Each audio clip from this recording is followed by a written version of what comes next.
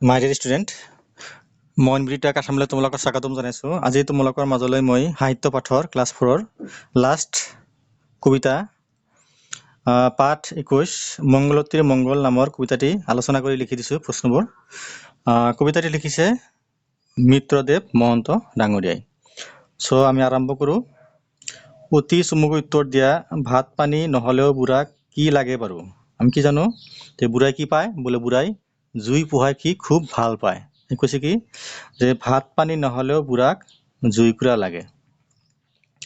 Foot গধূলিতে, গধূলি মানে কি তোমাৰ আবেলি সময়ত, ফুট গধূলিতে বুঢ়াই কি কৰে?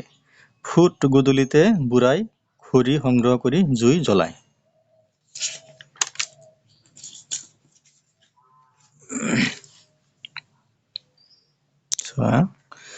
জুই ধৰিলে বুঢ়াৰ কি হয়? বোলে জুই ধৰিলে বুঢ়াৰ সুখ অনুভৱ হয়।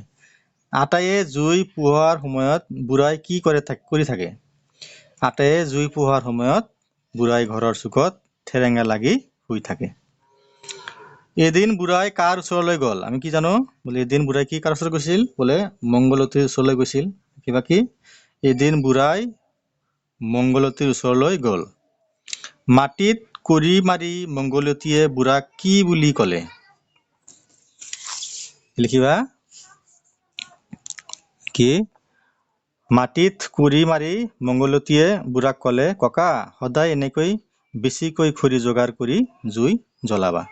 চ' এইখিনি আছিল তোমালোকৰ মংগলতীৰ মংগল নামৰ কবিতাটিৰ প্ৰশ্নবোৰ। চ' তোমালোকৰ অসমীয়া সাহিত্য পাঠৰ অসমীয়াৰ গোটেইখিনি প্ৰশ্ন মই আলোচনা কৰি লিখি দিলোঁ। গোটেইখিনি চেপ্টাৰ মই আলোচনা কৰিলোঁ। চ' মোৰ চেনেল মই অনবৃতা কাছাম তোমালোকে ছাবস্ক্ৰাইব কৰি দিবা, লাইক কৰিবা, শ্বেয়াৰ কৰিবা আৰু নিয়মিতভাৱে চাই থাকিবা। Thank U.